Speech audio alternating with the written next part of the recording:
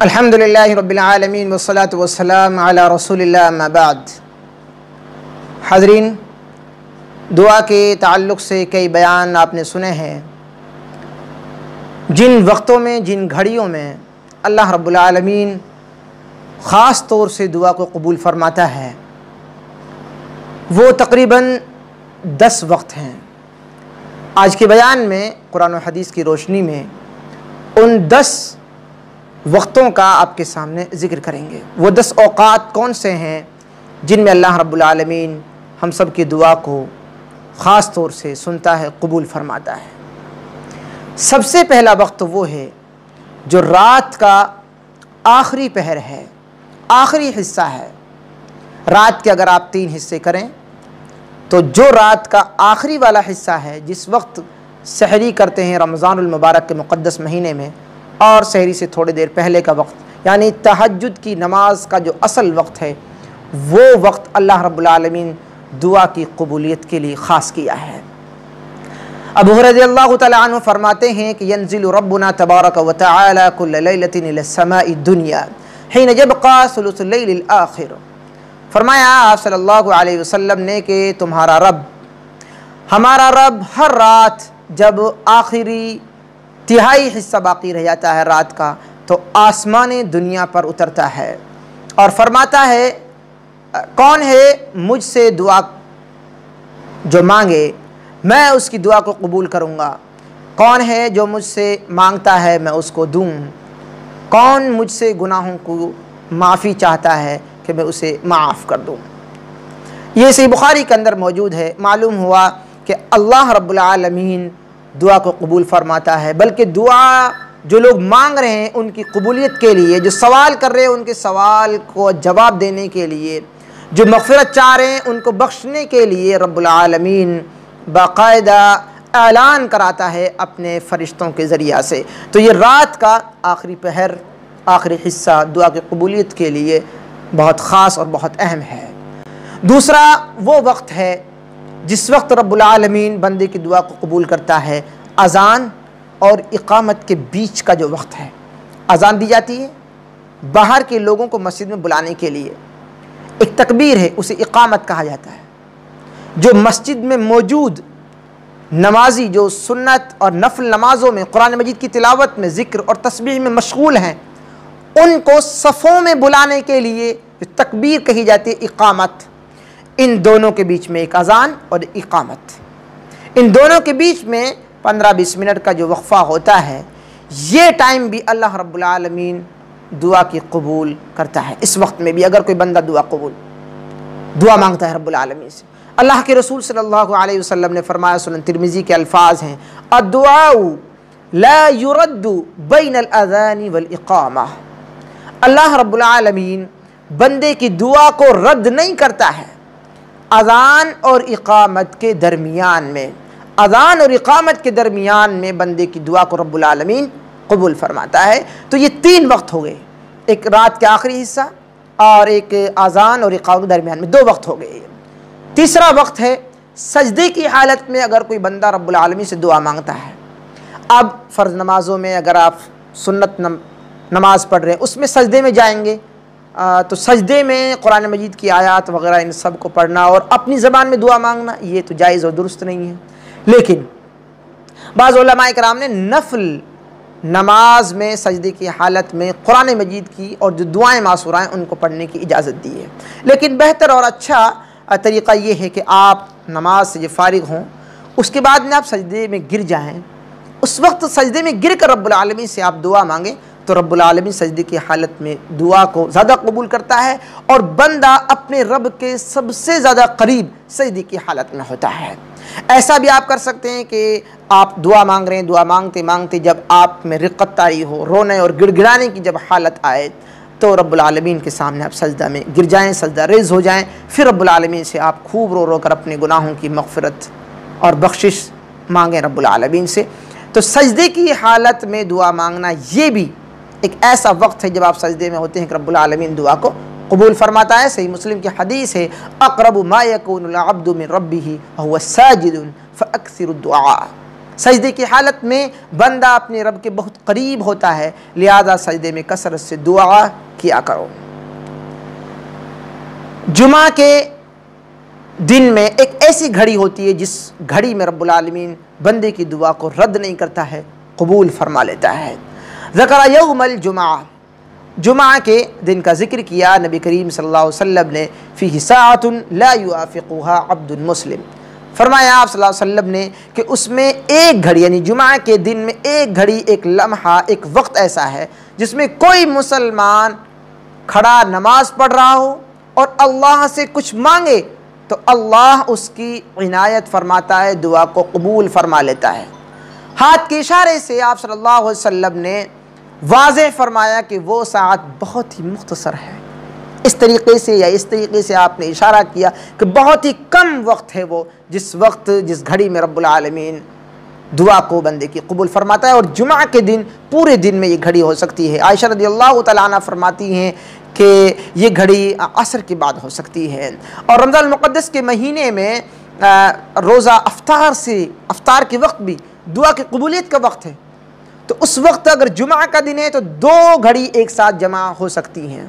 بعض علماء کرام نے یہ بات کہی ہے کہ جمعہ کے دن جب امام خطبہ دیتا ہے اور دوسرے خطبے سے پہلا خطبہ دینے کے بعد میں جب بیٹھتا ہے تھوڑی دیر کے لیے ممبر پر، تو یہ بیٹھتا ہے جس وقت، یہ وقت دعا کی قبولیت کا ہے جمعہ کے دن میں۔ الگ الگ چیزیں ہیں، مگر کسی کو یہ کنفرم نہیں معلوم کہ جمعہ کے دن وہ گھڑی کہاں ہے، کدھر ہے، کس ٹائم میں اور کس وقت یہ گھڑی ہو سکتی ہے، صبح، شام یا دوپہر، کسی کو بھی نہیں معلوم۔ ہاں لیکن یہ بات آپ صلی اللہ علیہ وسلم سے ثابت ہے کہ اللہ کے رسول صلی اللہ علیہ وسلم نے فرمایا کہ جمعہ کے دن ایک ایسی گھڑی ہے، ایک ایسا وقت ہے جس وقت اللہ اپنے بندے کی دعا کو رد نہیں کرتا ہے، قبول فرما لیتا ہے۔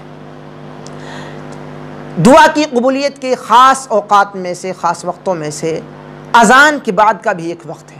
اذان دی جائے، اذان کے بعد میں، اذان کے بعد کی دعا مانگی جاتی ہے، اور اس کے بعد میں آپ رب العالمین کے سامنے ہاتھ اٹھائیں تو رب العالمین آپ کی دعا کو رد نہیں فرماتا ہے۔ ایسے ہی دعا کے قبول ہونے کے وقتوں میں سے ایک وقت ہے میدان جنگ میں، جب ایمان اور کفر کی جنگ ہو رہی ہو، مسلم اور کافر کی جب جنگ ہو رہی ہو اور گتھم گتھا ہو، جس وقت انسان کو اپنی جان کی پڑی ہے یا مال کی پڑی ہے، عزت کی پڑی ہے، اس وقت اگر کوئی شخص اللہ کو یاد کرتا ہے، کیونکہ سب کچھ کرنے والا اللہ ہے، لہذا اس سے آگے بندے کو نہیں بڑھنا چاہیے، تو اللہ کو اگر کوئی ایسے مشکل گھڑی میں بھی، نفسی کے عالم میں بھی رب العالمین کو یاد کرتا ہے، رب العالمین اس کی دعا کو قبول فرماتا ہے۔ یہ بات اللہ کے رسول صلی اللہ علیہ وسلم نے صاف انداز میں حدیث پاک کے اندر بیان فرمائی ہے۔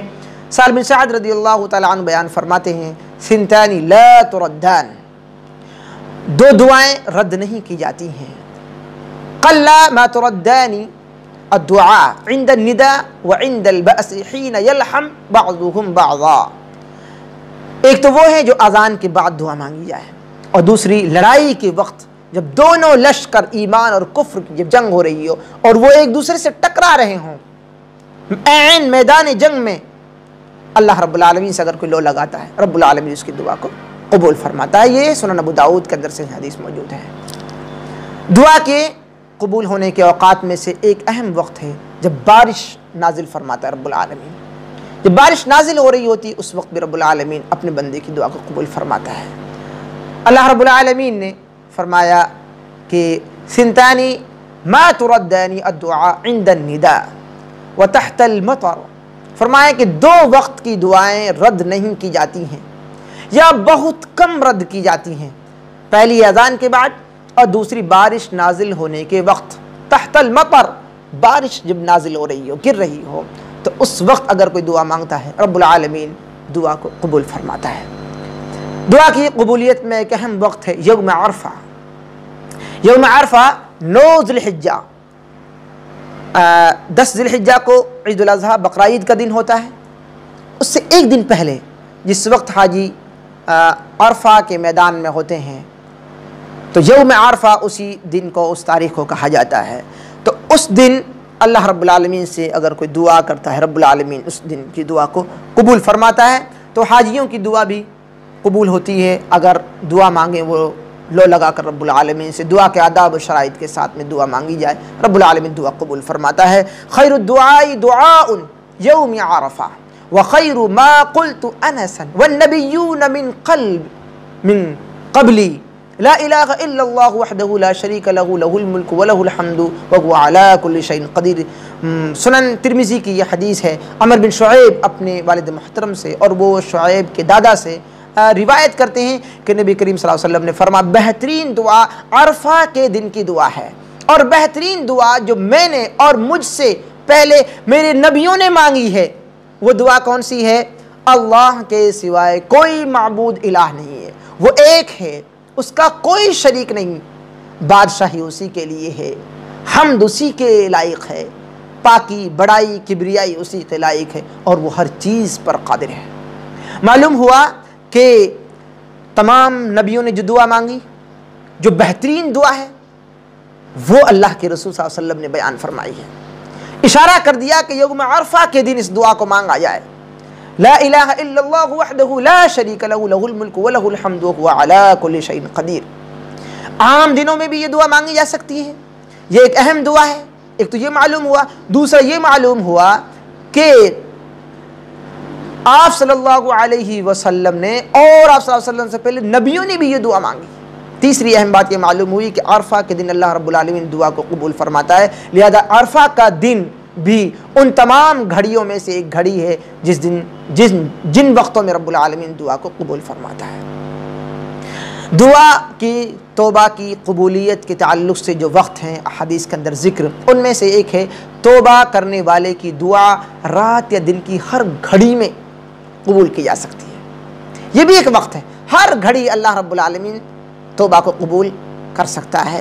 اللہ رب العالمین کے سامنے دعا توبہ اور شرائط کے ساتھ مانگی جائے۔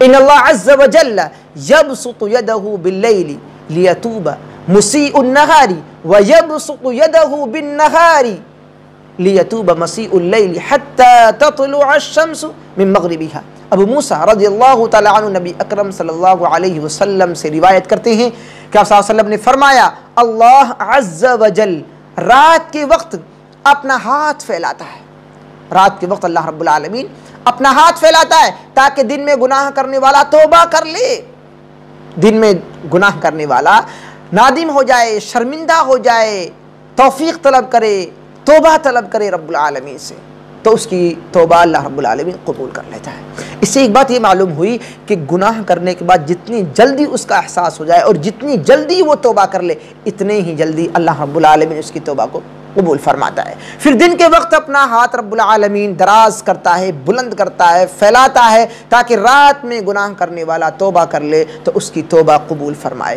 حتیٰ کہ سورج مغرب سے طلوع ہو جائے۔ معلوم کیا ہوا کہ ایک وقت ایسا آئے گا کہ جب سورج مغرب سے، جہاں سورج ڈوبتا ہے وہاں سے نکلے گا، یعنی قیامت قائم ہو جائے، اس سورج کے نکل جانے کے بعد میں توبہ قبول نہیں ہوگی کسی کے بھی۔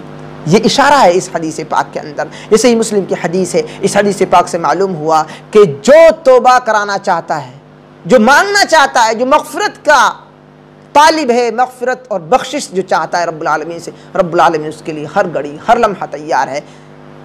شرط یہ ہے کہ بندہ توحید کے ساتھ، ایمان کے ساتھ میں، اللہ رب العالمین پر یقین کے ساتھ میں، اللہ رب العالمین کے لو لگا کر یکسوئی کے ساتھ، دل جمعی کے ساتھ دعا کے آداب و شرائط کا پاس و لحاظ کرتے ہوئے رب العالمین سے لو لگائے، دل سے، دماغ سے، رب العالمین اس کی دعا کو ہر گھڑی ہر لمحہ ہر آن ہر پل قبول کرنے کو تیار ہے۔ دعا کی قبولیت کے اوقات میں سے ایک اہم وقت یہ ہے زمزم پینے سے پہلے جو دعا مانگی جاتی ہے رب العالمین اس کو دعا قبول فرماتا ہے۔ جابر بن عبداللہ رضی اللہ تعالیٰ عنہ فرماتے ہیں کہ سمعت رسول اللہ صلی اللہ علیہ وسلم ماء زمزم لما شرب لہ، کہ زمزم کا پانی جس نیت سے پیا جائے وہ پوری ہو جاتی ہے۔ تو ہم اگر نیت کریں اپنی بیماری کی شفا کے لیے، آفت اور مصیبت سے، اپنے گناہوں کی بخشش کے لیے، کوئی بھی دعا، کوئی بھی فریاد رب العالمین سے ہم لگائیں تو رب العالمین اس دعا کو قبول فرماتا ہے۔ اس لیے بہت ضروری ہے کہ دعا مانگتے وقت ہمارے سامنے یہ تمام اوقات ہونے چاہیے۔ زمزم کا پانی پیتے وقت یہ ہمارے لیے بہت ضروری ہے کہ ہم اپنی دعا کو نیت کریں، اپنی زبان سے بھی کہہ سکتے ہیں اسے رب العالمین کے سامنے، پھر بسم اللہ پڑھ کر زمزم کا پانی پئیں۔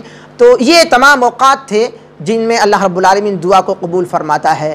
امید کہ آپ کو یہ تمام باتیں سمجھ میں آئے ہوں گی، اور ان وقتوں میں خاص طور سے دعا مانگنی چاہیے تاکہ رب العالمین جو ناراض ہے ہم سے، رب العالمین ہم سے راضی ہو جائے۔ جو رب العالمین ہم سے خفا ہو گیا ہے، غضبناک ہو گیا ہے، رب العالمین ہم سے راضی ہو جائے۔ اس ماہ مقدس میں اگر ہم رب العالمین کو راضی نہیں کر سکے، یقین مانیے کہ ہم رب العالمین کو پھر راضی نہیں کر پائیں گے۔ اتنا سنہرا، اتنا خوشکن، اتنا بہترین وقت ہم دوبارہ نہیں نصیب کر سکتے۔ اگلا رمضان پتہ نہیں کس کو ملے کس کو نہ ملے، اس لیے بہترین وقت ہے یہ رب العالمین سے لو لگانے کا۔